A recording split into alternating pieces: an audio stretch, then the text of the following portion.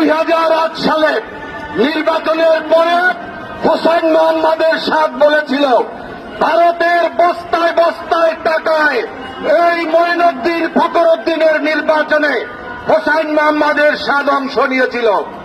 2014 সালে আমরা দেখেছি এই জিএম কাদের তারা সেই কুত্তা মার্কা নির্বাচনে তারা অংশ নিয়েছিল এবং এই এরশাদ সাহেবকে সুজাতা সিং ভারতের পররাষ্ট্র সচিব বলেছিলেন, আপনাকে নির্বাচনে যেতে হবে, আপনি যদি নির্বাচনে না যান তাহলে বিএনপি জামাত ক্ষমতায় আসবে।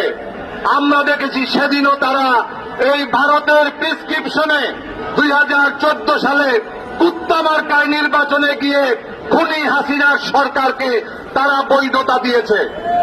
পরবর্তীতে 2018 গিয়েছে দিনের ভোট রাতে।